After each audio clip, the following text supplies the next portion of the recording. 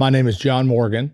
Forbes recently named me a billionaire after I started the largest personal injury law firm in America. This is everything I'm authorized to tell you. I don't like to say I'm a billionaire. When I started out as a lawyer, I was driving around in a Nissan Maxima with a sunroof and the leather package, and I felt like, here I am. Today, I have 7,000 people at Morgan & Morgan, 1,400 lawyers. Nobody's going to outwork me.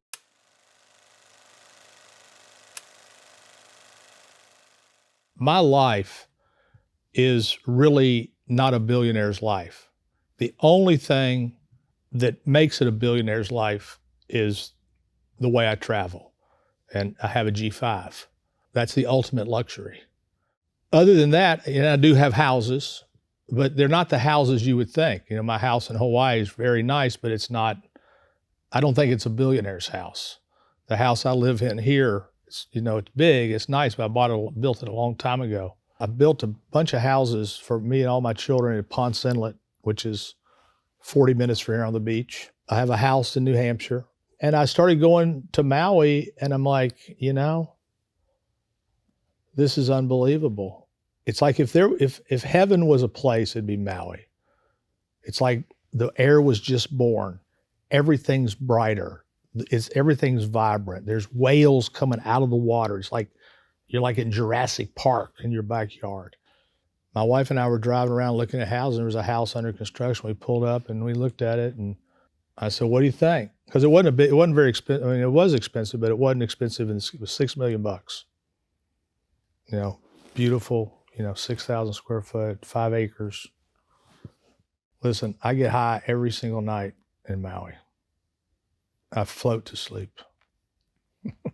So if you're out there, fellas, guys, everybody, come see me. We'll smoke a joint and drink some rosé. I grew up in Kentucky, and I like simpler food, for example. I'd be just as happy with, to dinner for tonight if I had cube steak smothered in onions and fried potatoes and cabbage. I'm like, do you want filet mignon? No, I'll do this. I'll choose this. So I get to eat cheap too, because that stuff doesn't cost that much. So that's lucky. My clothes, I walk in my closet, I'm like, will I ever buy another shirt? Will I ever buy another pair of shorts? Maybe, just on vacation, but not really. There's nothing really that I want. And that's a good thing. I mean, here's my week. This Friday, I'm gonna go to Keeneland, to Lexington, where I grew up. I now own racehorses, so I'm gonna see my racehorses run. The following week, I'm gonna go cut a commercial with John Daly in Arkansas, and then I'm gonna fly to Del Mar to see one of my horses run in the Breeders' Cup. And then I'm gonna have some fun in California. Then I'm gonna come back. I don't own a whole horse. I own like 25% or 50%. I do a deal with these guys who own American Pharoah and Justify. So I breed my mares to Pharoah. So I get a Pharoah colt or filly every year. I haven't lost that much money, but I'm from Lexington, Kentucky. And, can you imagine growing up poor in a city and then coming back and owning racehorses in that city? So I got a lot of nice things, but it's not like, the houses are already paid off. There's not really money going out now. I spend about $2 million a year living, and most of it is insurance and upkeep of my homes. And, I have these dogs that travel with me. I never leave without the dogs. To live exactly what I'm living now, if I had 50 million, 4%, 2 million tax-free, and not the jet, then I'm okay. I have always told my children to say we're comfortable. That they used to ask that my kids would come and say, people are asking us if we're rich. What? I said, you just tell them we're comfortable. And that's all they need to say, because they were comfortable. And look, if you have 100 million or 1 billion, you're basically living the same life.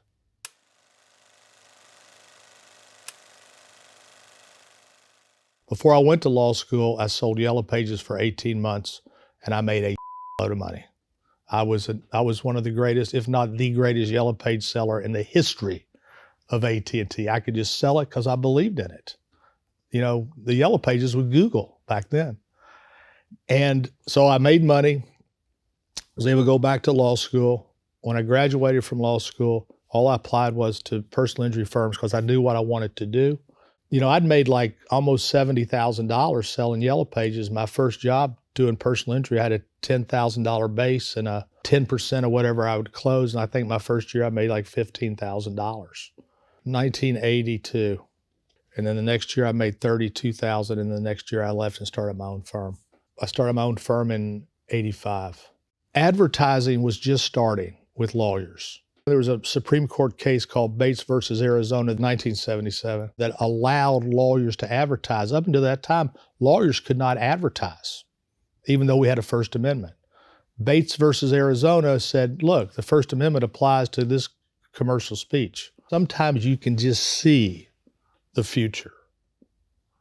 And I saw it. So it was still very verboten to advertise as a lawyer. You're like, my God, you're a lawyer and you're advertising? That's so beneath you.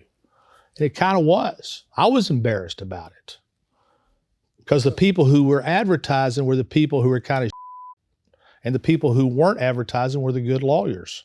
I went and borrowed $100,000. Remember the flipping the coin? And so is it going to work or is it? I don't know. I've thought many times, what happened if that $100,000 had not turned into some cases? What would have happened to me? I don't know. That was just a left turn that worked out. I was so embarrassed that I had a friend of mine who's one of my best friends. He owns a bunch of Cadillac dealerships now in Sarasota, Manatee. And he was real good looking. And I said, you know, I'm not good looking. So I said, you know what? I had Vance do my first commercials. But then what happened is the Florida bar mandated that if you were advertising, you couldn't have someone else, you had to do it. And then reluctantly, I had to take, you know, my fat face, which I've always felt like my face is fat, and I couldn't use Vance anymore. So then I had to be the face. And when I look at those ads now, I'm like, who the was calling this kid? With advertising, you know, it was just a total paradigm shift. I mean, now I'm talking to everybody. They weren't great cases, but the phone was ringing. If I started today, I wouldn't be John Morgan. I had it all to myself. I didn't have competition. Today, you know, I have 7,000 people at Morgan & Morgan, 1,400 lawyers. I'm in all 50 states. We have 100 to 200 trials on the docket a week.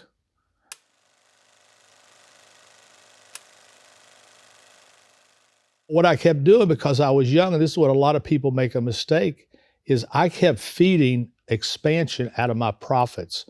I didn't want a boat. I didn't want a plane. I just wanted to grow. I was in Orlando and I was doing well, but then I started thinking, well, am I hitting diminishing returns? In other words, could I get more money if I took this money and went to Tampa? And so I went to Tampa. I used to call it the teacups. When the teacups seemed to be pouring over, when I seemed to be thinking I was at diminishing returns, I'd go to another city, another city, another city. That's why I bought my partners out. They wanted to keep the money. And I said, why don't I just buy you all out? They go, okay. I got a call one day, and my receptionist says, Johnny Cochran's on the phone. So I pick up the phone. Hey, John, this is Johnny Cochran. This is Johnny Cochran calling you from Los Angeles, California. Hey, man, how you doing? I'm like, who the is punking me right now? I mean, this can't be Johnny Cochran. And he was telling me that he was going to start his own firm and that he had heard that I was a marketing genius and would I be interested in helping him with the Cochran firm. And I was so convinced it wasn't really Johnny Cochran. I said, give me a number. I'll call you back. I go, okay, man, listen, I'm getting ready to go to New York. I have a condo right above the Russian tea room. And I'm like, oh, he says, call me. So he gives me the number. So when I hung up from him, when I hung up from Johnny, I called the number in New York City, and the answering machine, I'll never forget it. It's his voice. It's the greatest answering machine of all time. Voice message. Hi, you have the right to remain silent. Anything you say can and will be used against you in a court of law. If you decide to give up that right, leave your name and number at the sound of the tone. I'm like, it's Johnny Cochran. I threw in with him, which kind of exposed me to doing things nationally. We were in Memphis and DC and LA and New York. And so when I got with Cochran, I was outside of my comfort zone. And we had a lot of fun. We grew the business. I have two things that'll go on my tombstone, one of the other. Grow or die, or nothing is about today, everything's about tomorrow. Those are the two guiding principles of my business life. Grow or die is very important to me. So I just kept growing so I wouldn't die.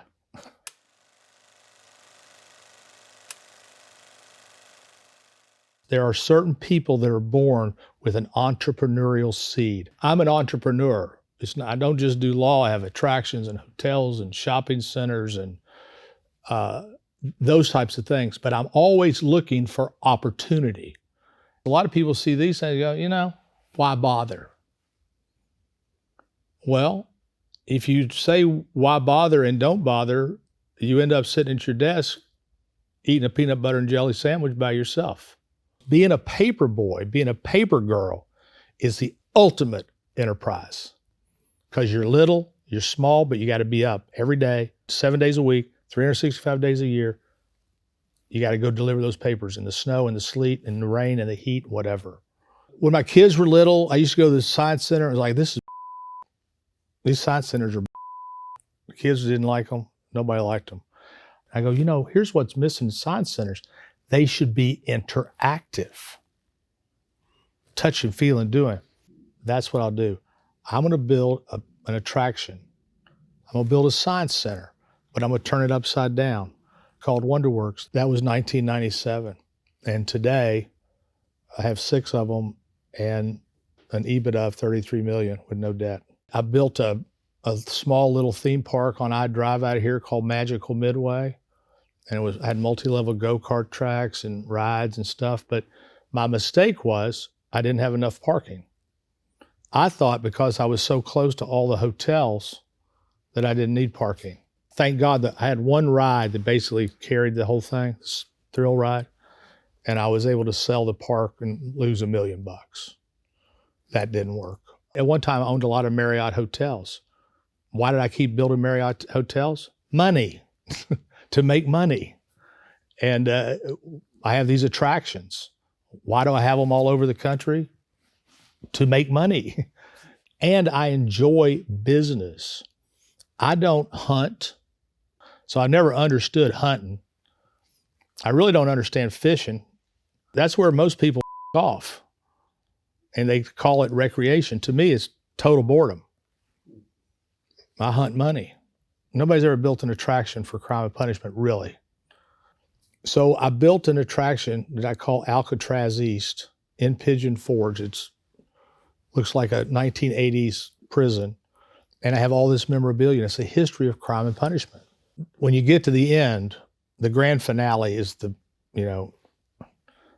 Ted Bundy's VW, John Dillinger's sedan, Bonnie and Clyde death car from the movie, OJ's Bronco, John Bonet's bicycle, and I just recently got the Murdoch golf cart from the murders.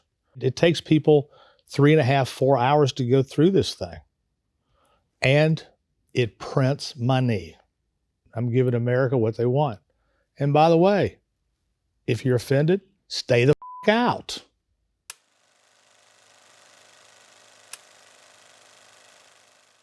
Before, I was out hustling business. When I worked for the phone company, I was a member of the union. I joined, I thought I might go into politics. So I joined CWA, AFL-CIO. So when I got out, I spent a lot of time in union halls at meetings, and then we go out drinking, throwing darts, shooting pool. And these union people were sending me their business. So I was getting tons of business because I'm a union guy. I'm AFL-CIO. And so plumbers, pipe fitters, bricklayers, hotel, motel. And these are the people I'd rather be with. I to this day, I don't like walking in a country club. I feel like I don't belong. But I do belong in a pool room with a cocktail. Are you any good? In pool? No. But I'm good at the cocktails. If I went out back in the day, if I went out and got drunk and went to bed at 4 o'clock, but had a 6 o'clock breakfast, I was at the 6 o'clock breakfast. I might have been reeking of ketosis, but I was at the breakfast. I show up. And so, you know, it keeps you hungry. I consider myself a catastrophic thinker. I feel like this could all disappear in a minute. And it's still with me. I've had dreams where I've lost everything, and it's a recurring dream.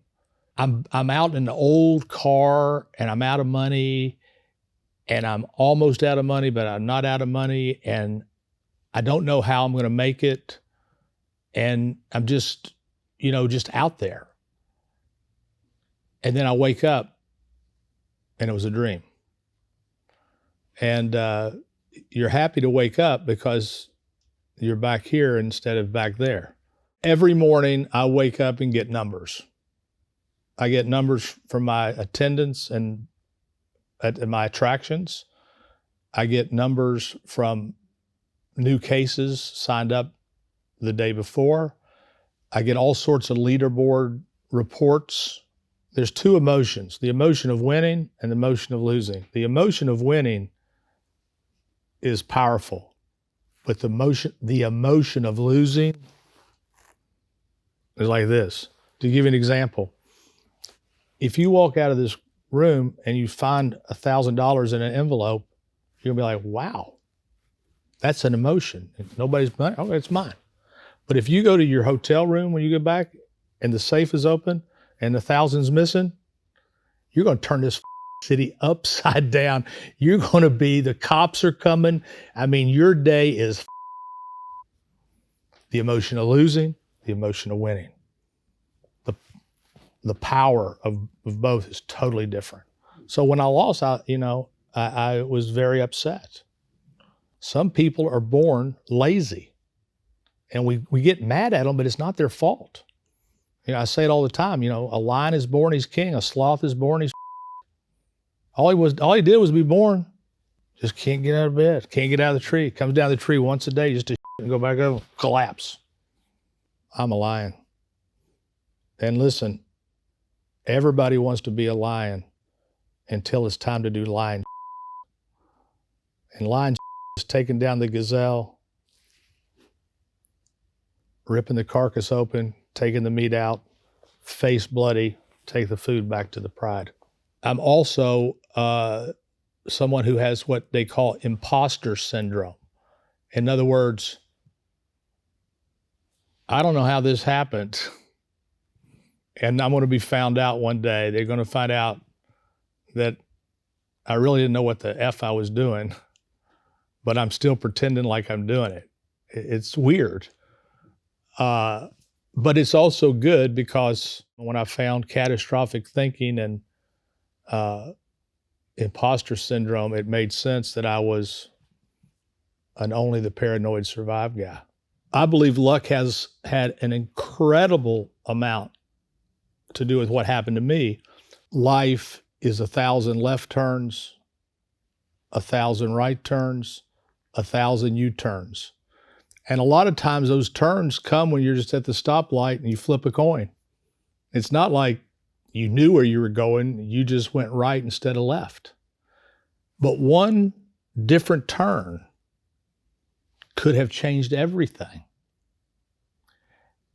And I'm not arrogant enough to not understand how many times I flipped a coin to go left or go right and ended up here.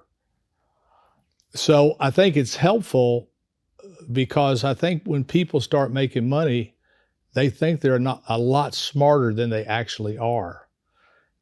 And that arrogance is how they lose. But I also understand this, that you don't find luck unless you're looking for luck. My leadership style is this.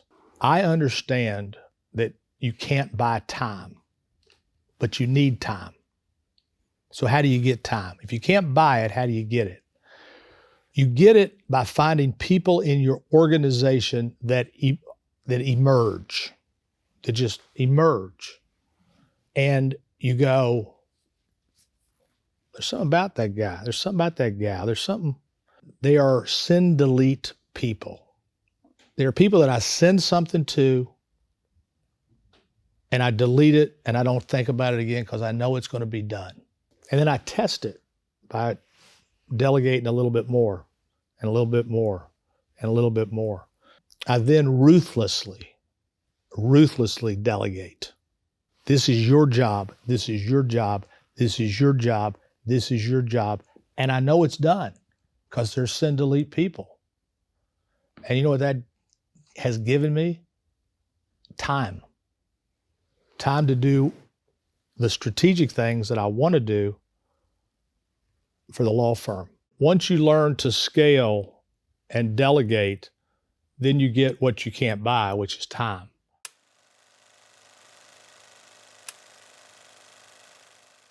My childhood was good until it wasn't good. Both of my parents ended up having bad drinking problems. And I was the oldest of 5. And my dad lost, every job possible. It was one of these, you come home, there's cars in the driveway, you're like, here we go again. I didn't have a bad childhood, I had a great childhood. I had a huge paper route, so I always had my own money. And then ultimately my dad ran out of opportunities and had to take a job. We moved when I was 14. And then when we moved, that's when I understood that we were financially insecure.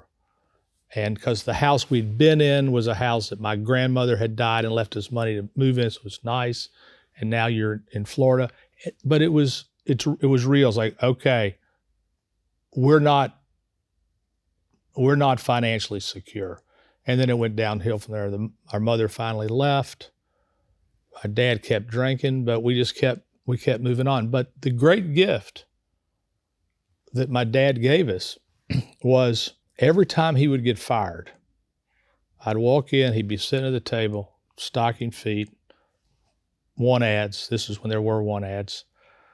And he would say these words: whatever you do, be a professional. Nobody can fire you. And it was seared in my mind that I was going to do something where nobody could fire me. I wasn't going to be in his position. The big part of my life was when my brother Tim was 18, he was paralyzed in a diving accident as a lifeguard at Walt Disney World. And that injury is what changed all of our lives and what made me go into personal injury. I didn't know what a personal injury lawyer was until Tim got hurt. But I was a sophomore at the University of Florida. My dad called me up. He said, Tim's been in a diving accident, lifeguard, he's paralyzed, he can't move anything from his head down. We were poor. So when you're poor in the medicals, when you're poor, it's a bad place to be, whether you're trying to get medical help or legal help. So you're vulnerable. To be powerless, hopeless, helpless is the worst feelings in the world. Then you walk into the hospital and your brother's on a gurney spinning 360, and you look at him and you're like, how the are we going to get out of this? He was injured on the job. It was a contentious deal with Disney.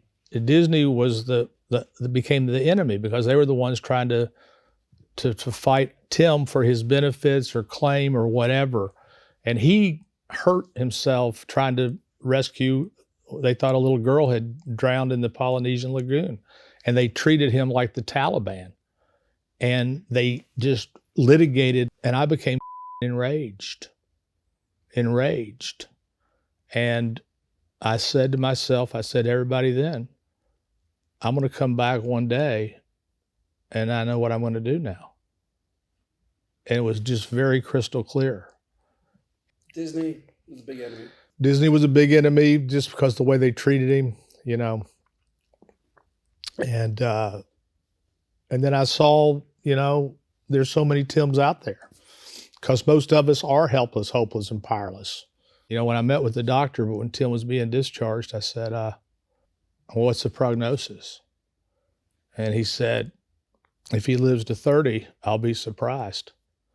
And I said, wrong. From that day forward to this day today, my life has been inextricably linked to Tim's injury. He passed away last summer.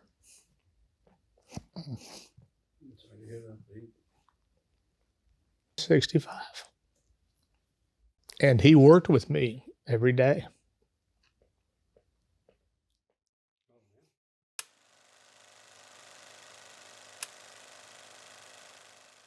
The good thing about all the bad that happened to me is it made me more empathetic, more compassionate, and I think more caring. And I think that has been a benefit to me in my business. There's so many Tims out there because most of us are helpless, hopeless, and powerless. You know, 40% of us don't have $400 in the bank. 60% of us do live paycheck to paycheck. You know, when I made all this money, that's why years ago I spent my own money to raise the minimum wage in Florida to $15 an hour. Then I passed the minimum wage. They all told me that wouldn't happen. And I passed that with 60-something% of the vote. Income inequality is what will take this country down. At the end of the day, I don't care what civilization you're talking about. At the end of the day, people finally have enough. And they just come and take it. The minimum wage, the federal minimum wage is $8 an hour. It's in our best interest to pay people more. So they don't come and take it. So even the $15 an hour that I've done in Florida, still not enough. Spent the same amount of money twice to legalize medical marijuana in Florida, because that's what gave Tim relief. It was just so crazy that here's this plant that's put into earth by God for us and it works, and we're gonna say you can't have it. I took some of my money and tried to do good with it based on, you know, my life experiences and Tim's. And me and Tim barnstormed the state and passed. They told me that it would never pass, and I passed medical marijuana the second time with 73% of the vote. I've got some free clinics that I support around the state of Florida. I'm building right now a women and children's pavilion for the homeless in Orlando. They need health care too. Health care should be a civil right. Just because you're rich doesn't mean you should be the one that lives, and the ones that are poor have to die.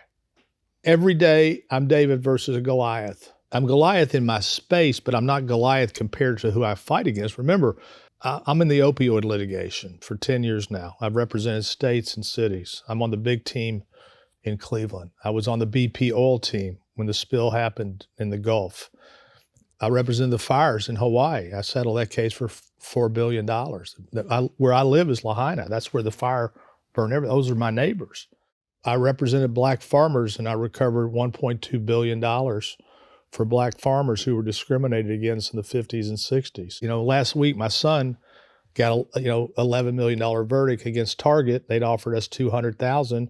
Target's a Goliath. I see myself as a David because I do have finite funds. I can only spend so much on these cases. Like, you know, a big case can cost, you know, millions of dollars just in cost, and I don't get paid till the end. I still haven't got paid on opioids in a lot of these cases. I've sued tobacco so many times for what they've done to us that, you know, this tobacco industry is in the business of premeditated murder. Premeditated murder. They call new smokers replacement smokers. They know what they were doing. They laced their cigarettes with additives to hook us as kids. They gave cigarettes away to children. They gave cigarettes away to servicemen because they knew they would hook us. They come up with a filter. They go, oh, we got a filter. That's gonna solve all your problems. Look at this brown stuff. See, it's the tar and nicotine. And you're like, oh, good. No, that's not stopping anything. It's what they do. They spray a chemical on the cotton that when it gets hot, it turns brown, and you think it's. But they're in the business of killing people. That's their business. They know that all these people are going to die from lung cancer. And so, but they have so much money. And when I try the case against the tobacco industry, they take me all the way to the United States Supreme Court. When they come to try a case against us, they take a whole hotel down. When they bring their witnesses, they have people who go pick up the witness and bring them to the trial and take them back. It's like a Grisham novel. And they have unlimited money because it's a public company. And that's why I'm David. And that's why they're Goliath. A lot of these cases take years and years and years. So in a sense, I am David because they have unlimited money. And the insurance companies can get more. They just raise your rates and fill their coffers back. I can't do that. I have to win every single day. I got to keep winning every single day. It seems like that's the new thing. It seems like everybody's a billionaire. If you know what you're worth, you're not worth and it's true. Eat the rich. Eat the rich. I would say I understand where you're coming from. I understand it because I've been it. I've been you. I've been in places where I didn't know how I was going to get out of it. I didn't know how I was going to make it. I've been up against the wall. And it's a terrible feeling. You know, what I talked about earlier, the hopeless, helpless, powerless. It's like, where do I go? I would tell them to keep peacefully demonstrating. The no kings thing they had. I didn't see that coming, that there's all that many people that are upset. I didn't think anybody was that upset. But I also understand that there's a limit. I'm not a democratic socialist because I don't believe socialism works. I believe what works would be compassionate capitalism, where we try to do the most for the most with the least. We kind of just take care of them. The arguments that piss me off were the people who say, hey, I don't want to pay $1 more for a hamburger. I'm like, you selfish. Why? Why? And then they would say, well, if you raise the prices, then the wages you're going to need more because the prices, if you raise wages, then prices are going to have to be raised, and it's going to be an endless battle, an endless circle of people suffering, which I don't buy.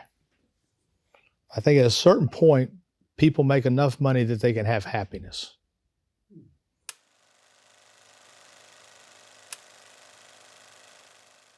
My 3 children are lawyers, work for me.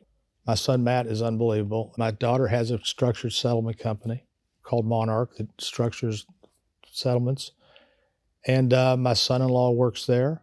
And why is because I love them and I want to be with them. And that's why I built all the houses together at the beach. That's what moves me is my family and being with them. I would not understand life without them. And now I got all these grandchildren. We always used to go to see movies on Christmas Day. And we went to see this movie called My Big Fat Greek Wedding. And at the end of the movie, they were all living on the same street. The families were. And then the lights go up and my daughter goes, oh my God, look, Daddy's crying. Look everybody, Daddy's crying about the movie. I'm like, shut the But that movie, I was like, that'd be a great thing for all of us to live on the same street. What I never did is like these rich people buy their kids great cars. I never did. I gave them like a 8-year-old Navigator, and they had to work, and they had to pay for their insurance. Now look, they live my lifestyle. So, if I'm at the Four Seasons, they're at the Four Seasons. So there's how do you do it? But first of all, you got to spend a lot of time talking to them about what's important. One time it was Christmas time, and I said to them, the boys, I said, one was 17, one was 15. I said, have you all got your schedule for Wonderworks for this Christmas break? And Mike goes, nobody from Bishop Moore's working over Christmas. I go, that's and Matt goes, no, nobody's working. Nobody's working. I said, I know that's not true. No, it's true, Daddy. I go, here's why it's not true. You two are working.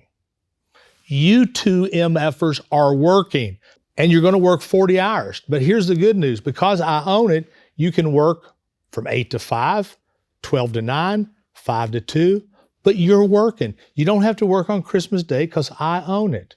If I didn't own it, you might have to work on Christmas Day. But there will be people from Bishop Moore working this Christmas, Mike Morgan and Matt Morgan.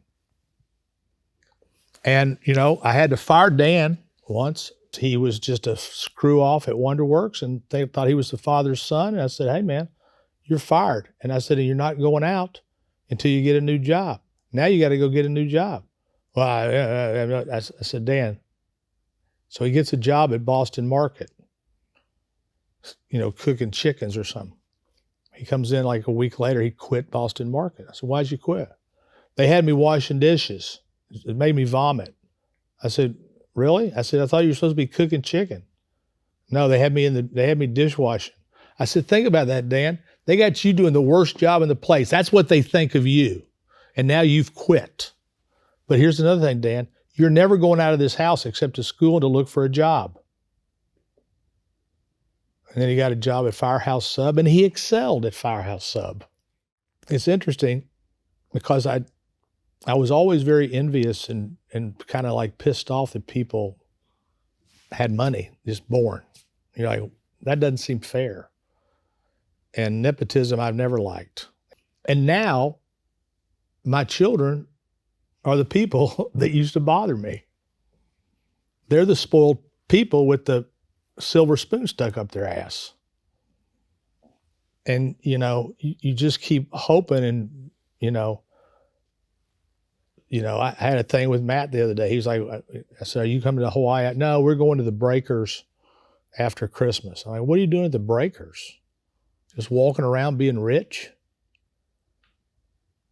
That kind of turned me off, that he's just going to go down to the Breakers in Palm Beach. I said, but my children have become the very people that I used to look at and go, that's not fair. So what I've done with that is I just hope and pray that they, and I think they have heard me loud and clear. And what I have told them is this thing, the money belongs to God. Don't think this is your money. This luck that's come our way, I don't know why. And I think they've heard it. I hope they've heard it. They certainly talk like they have. So I won't know until I'm dead and looking down to see if they're really doing it.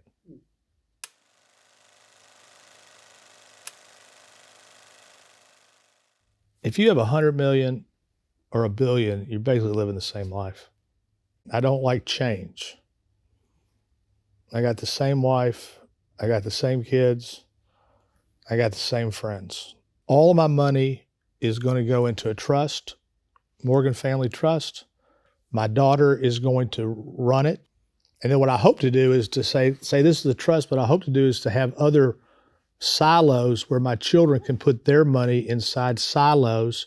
So I'll have my silo and then their 4 silos, and that we could have money going out for the things that we think are important. I'm not up for trying to start something from scratch. I'm up for, hey, there's a food bank to be built in Appalachia, and then I build it and then I'm done.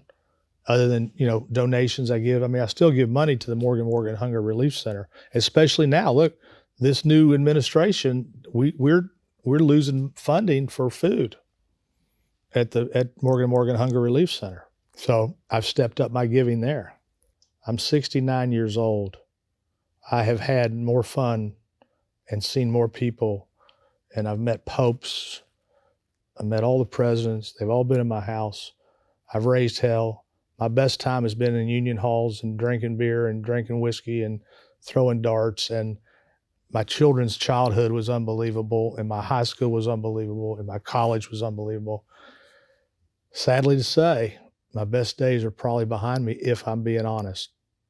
But I got good days ahead of me now, because I got these 6 grandchildren, which has transformed my life, because I'm getting to do it again, and I'm getting to enjoy this innocence and this love. When your grandchildren run into you, there's no love like that. So I got that to look forward to. Hi, I'm a producer on Authorized Account. If you like this video, please subscribe and comment below with more topics that you would like us to cover.